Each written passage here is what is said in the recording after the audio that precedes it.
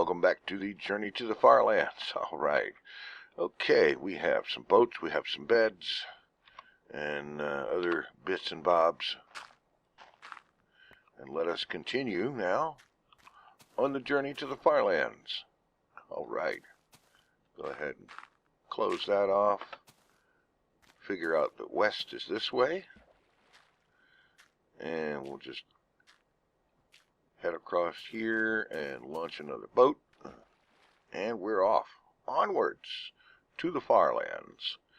Alright, let's see. Let's start things out right this morning. And we are at 2,958.01 megabytes of world size. And this is the morning of the 234th Minecraft day since leaving spawn, as we continue our journey westward to the FarLands of Minecraft, raising money for Child's Play charity, because kids stuck in hospitals for long stays and scary surgeries and scarier diseases and illnesses and other medical situations that keep them in a hospital for a long time really deserve what the Child's Play charity is doing for them. It's really great. They, books and toys and games and whatnot. The idea, get their minds off of why they're in the hospital and kind of take the stress out of that situation, which can be pretty bad. It's bad enough being in bad condition.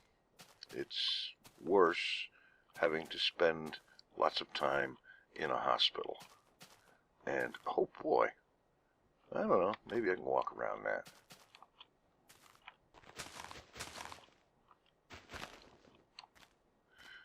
Maybe.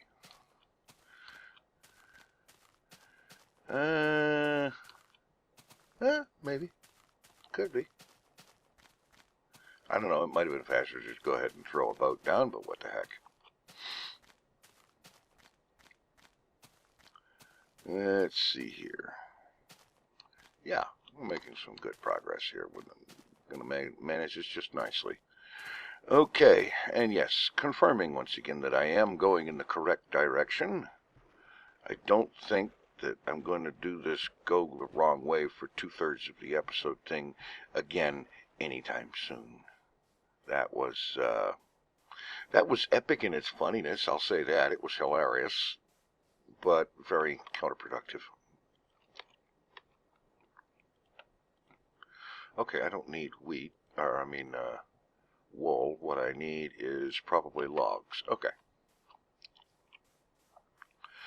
Okay, so we're continuing on. And let's see. Yes, this episode delayed somewhat by migraine thing that came up overnight. And I'm only now feeling good enough to sit here and record. And hopefully the feeling good thing will expand and get to be more of a thing so that I can record more than this. Although, we'll see. I do have an episode of Skyrim recorded that I can go ahead and upload. I was going to wait until I had a few episodes of Skyrim recorded so that I could just kind of do several of them in reasonably quick succession, but I may go ahead and use that one episode anyway, just simply because it will be something where otherwise there might not be much at all. So, onwards again. Let's see. ERL asked, how far have you gotten through the 4th Doctor's tenure on Doctor Who? What's been your favorite story so far? Are there any that you're looking forward to watching? Well, so far, bearing in mind that the 4th Doctor began his time, Tom Baker began his time as the Fourth Doctor in, let's see, it was season 12. The beginning of season 12 where his regeneration began. And that started the series that was the Terror of the Zygons. No. That was Robot. That's right. The Terror of the Zygons is the beginning of season 13, or series 13, since it's a British production. And the next story that I'll be watching of that will be the Terror of the Zygons. I've only gotten through just that first season of it so far, and it's good. It's been fun. Enjoyed relaxing and going back to the days of the Fourth Doctor. Okay, let's just get down here. Take an express elevator.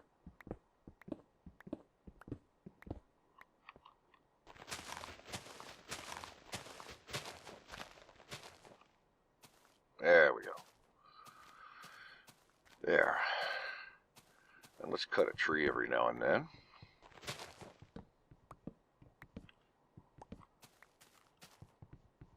Especially when they're in the way, anyhow.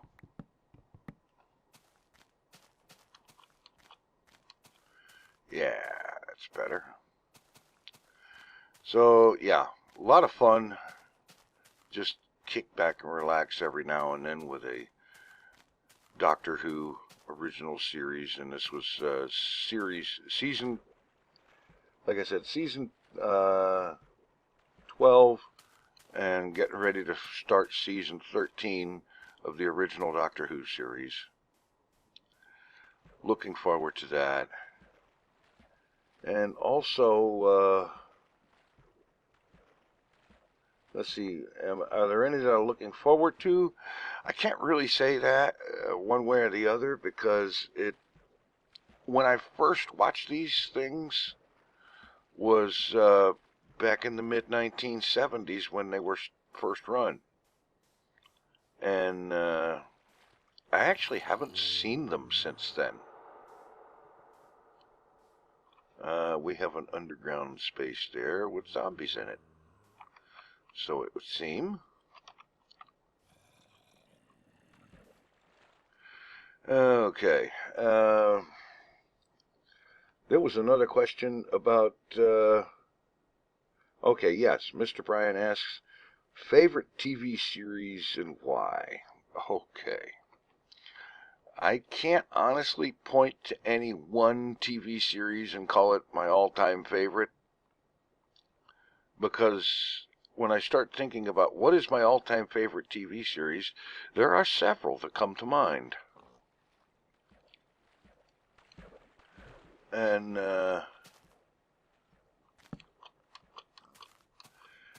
let's see. That starts with, of course, Star Trek. Starting with the original series in the 1960s, which I watched all of those when they were first run. That was cool. And while I know a lot of people go back and look at original series Star Trek and they say, oh God, the special effects were horrible and yada yada yada, and some people even make comments about CGI and whatnot. And hey, folks, in the 1960s there was no CGI. You know, I mean, please give Roddenberry a break. He was working on a tight budget on a show that the network executives didn't actually like, and he had a very tight television budget to work with. So given the technology and the budget he had to work with, I'd say he did an epic job with Star Trek original series. Of course, yes, I'm biased, because I watched them first run and I thought they were awesome the entire time. And now it's raining and turning into night. It's interesting because it doesn't rain very often in this thing, because it's not often that the weather thing happens. I mean, it is a part of this version, but it's not often that it happens, because when you sleep, it gets reset. So I'm going to sleep and reset it right now. There we go. Okay, rain, you can stop now. Thank you.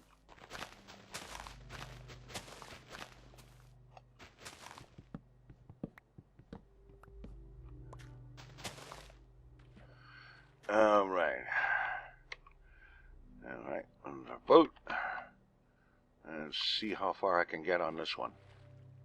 Because it looks like the coastline to the left up ahead there kind of gives me an opportunity to go farther.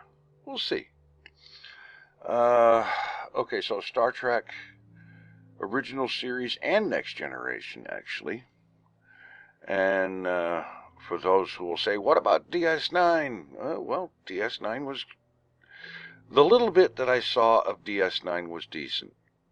But I was not in a position to watch very much of DS9. And I have yet to get around to actually watching the whole series now, these days. Mostly because I have not had opportunity to see it. But eventually I will.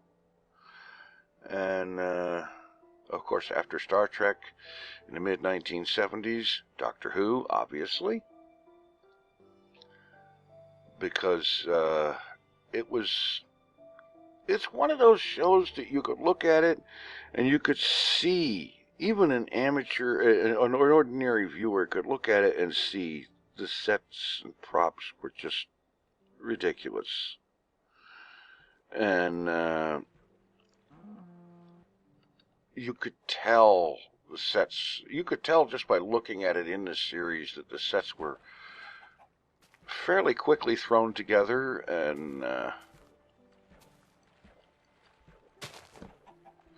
props were just made up out of whatever they had at hand.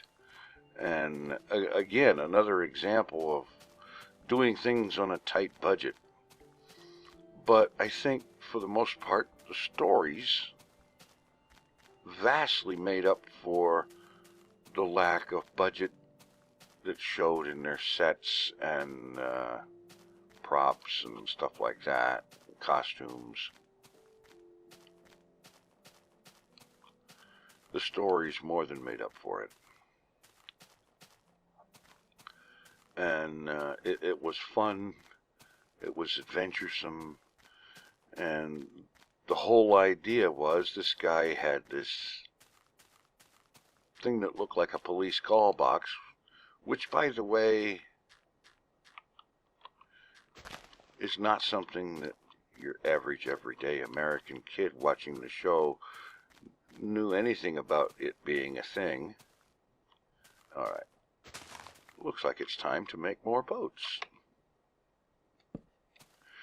So, yeah.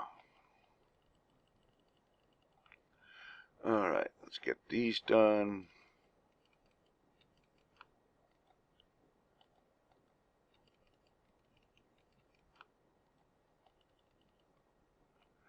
And I made beds instead of boats. Oy!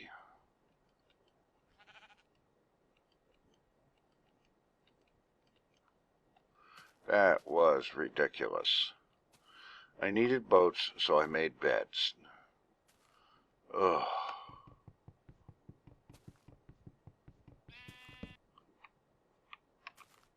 I cannot believe myself. And yes, I just threw one of them in the water, and I'm going to leave it there. Because that's ridiculous. Now I have to keep track of the fact that I've actually slept once. Because normally do it in such a way that when I use the last bed, it has to be in the overnight hidey hole at the end of the episode. Anyway,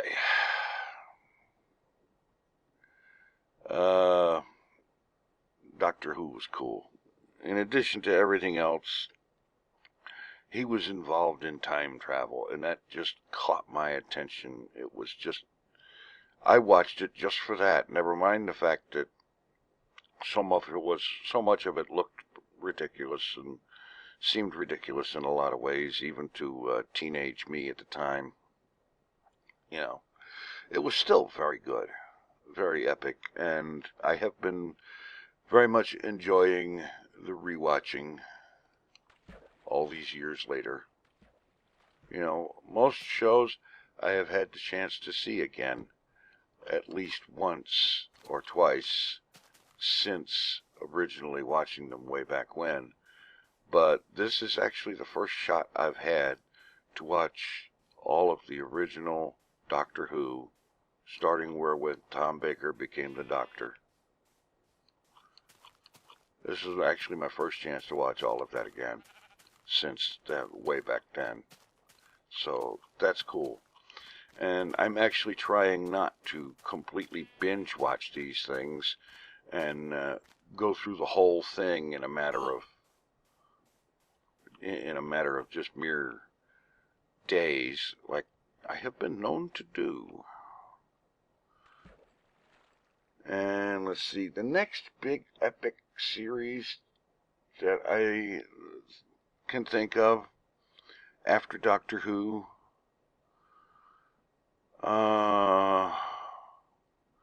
I think for the most part it would have to be Stargate SG-1, which I am also in the process of rewatching again. This would be about I'm not exactly 100% sure, but I think about the 6th or 7th rewatching of the Doctor Who, of the Stargate SG-1 series. Right now, I'm into season 5, near the end of season 5, and the next episode is it's the one where Dr. Jackson, it was SG-1 comes back through the gate, and Dr. Jackson is radiation poisoned, having taken action to prevent a disaster in a laboratory where the people they were visiting were working on a Nequadria bomb. And he was the one that took action to prevent that experiment from going wild and destroying half of the planet and all that. And he comes back dying of radiation poisoning, and the government of that world is accusing him of sabotaging things instead of recognizing the fact that he prevented a disaster. Yeah, this would also be the first episode, unless I'm mistaken, I believe this is the first episode in which Jonas Quinn shows up.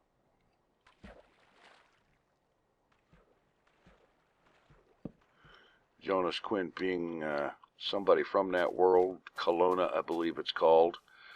And he ends up later joining SG-1 for a couple of seasons, I believe. And showing up a few times after that.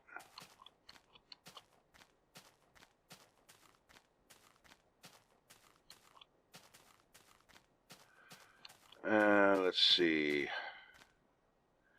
Oh yeah, that's right. This would probably be, well, this episode or the one after it is probably going to be the one where Daniel Jackson, with the help of one Oma Desala, ends up becoming one of the Ascended. And oh boy, Oh, yeah. Screenshot. Yeah. Yeah. All right.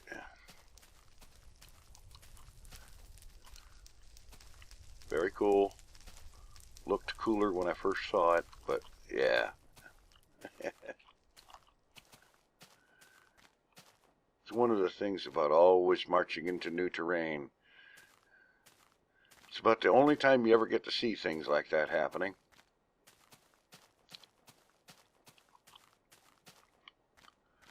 Alright, can I go around? I really don't want to go over.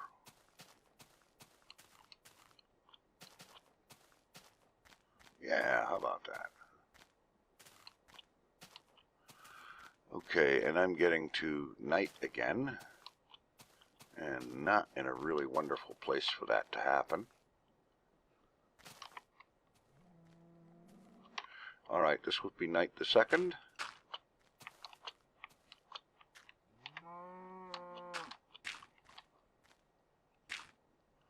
Let's get this over with quickly and back to daylight before anybody nasty spawns. Yeah. This is lesson 1 of how to survive in a journey to the FarLands. When it becomes night, sleep. Quickly.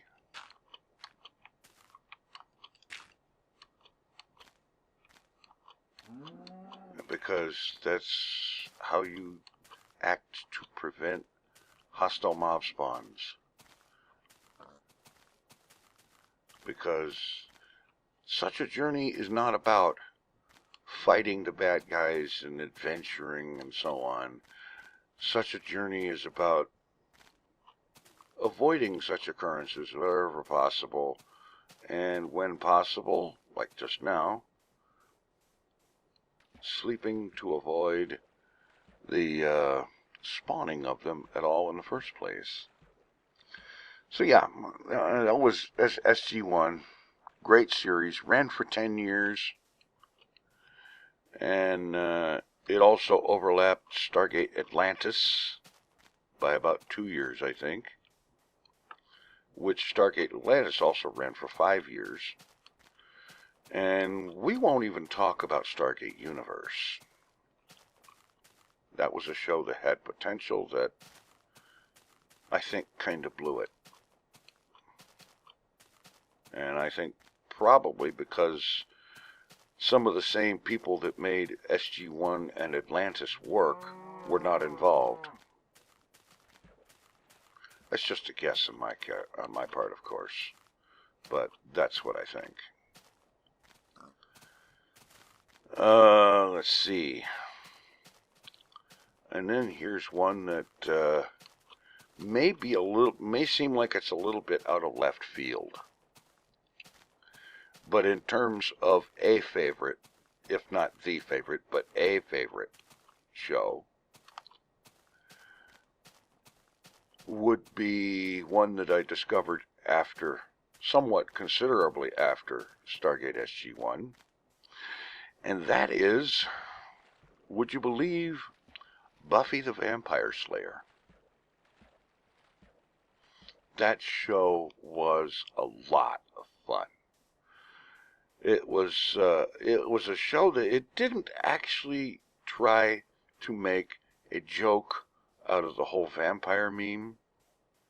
They were mean, they were nasty, they were evil. Oh yes, they made some. They did joke at some stereotypes. Oh, absolutely. But they also had some serious storyline going on, and the fact that the hero of the show was a young girl instead of the typically overbuffed guy that usually shows up as the hero in vampire kind of stories. I thought that was good. A girl that kicks butt and doesn't bother taking names.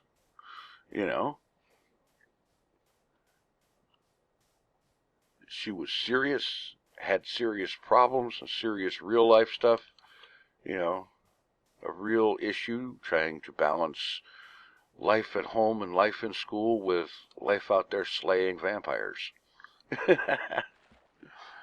And it sounds comical, but very frequently it wasn't comical at all. Although there was a lot of comic relief in the show. They had their funny moments, but they had their bloody serious moments too. I mean, if I have my count correct, she died in that series no less than 3 times.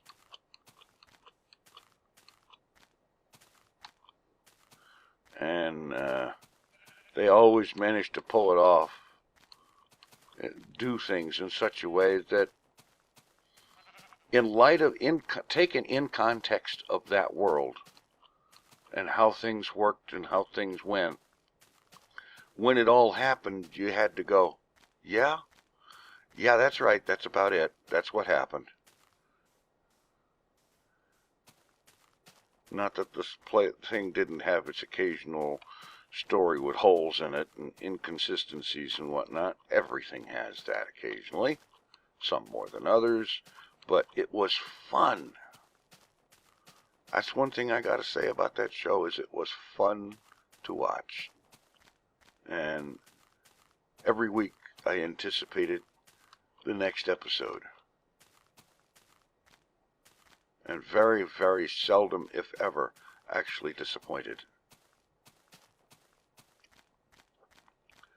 And that's another one that when I finish SG1, when I finish my rewatching of SG1, I think I'm going to start on Buffy the Vampire Slayer and rewatch that one again, because that was a lot of fun for a series, really it was.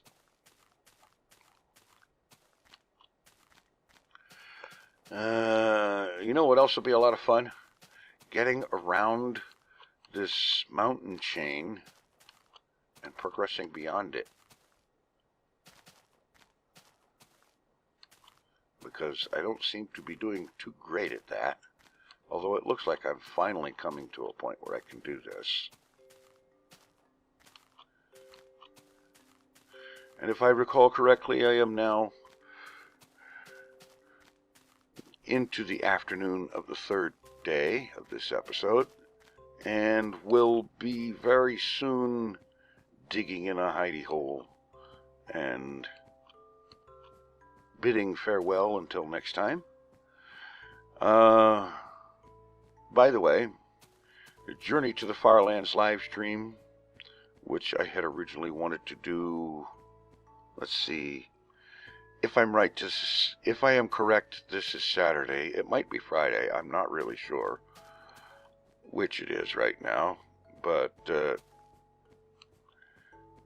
Journey to the FarLands live stream that I wanted to have happen again this Saturday, which could very well be today, I am delayed. I'm just coming off of some migraine fun from last night. That was kind of on the bad side. And this morning, sitting down to record this is actually the first time I felt good enough to record much of anything since yesterday, or the day before yesterday, I think. I'm not really sure. So if the Journey to the FarLands live stream ends up being delayed until Monday, that could be a thing. That could very easily be a thing. I'm going to try to do it anyway, but probably not until Monday. And here's hoping that the evil creature pounding railroad spike-sized nails into my skull will be made to stop it by then, so that I can actually do something. All right. And now the clock dips much farther towards sunset,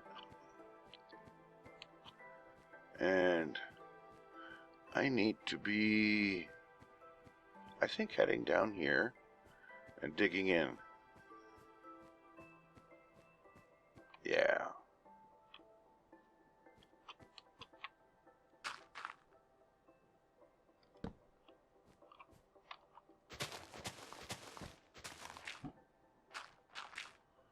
Come on.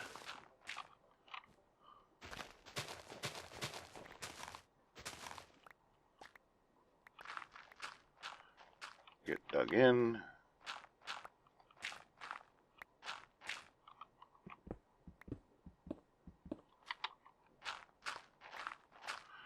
Yeah.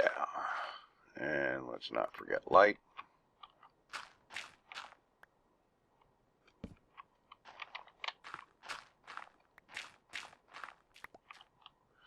All right. Love that snowball sound. Okay. Pop this down here. Make 2 more beds.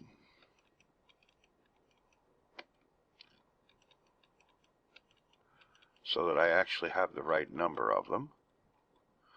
And then make 3 more boats.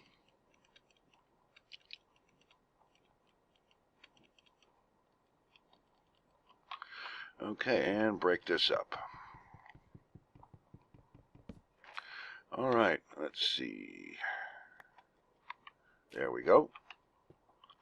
And so, thanks for watching, everybody. And be sure to stop by at TinFoilChef.com, where you can donate to Child's Play charity, a worthy cause if ever there was one. Thanks for watching. Take it easy. I am out of here.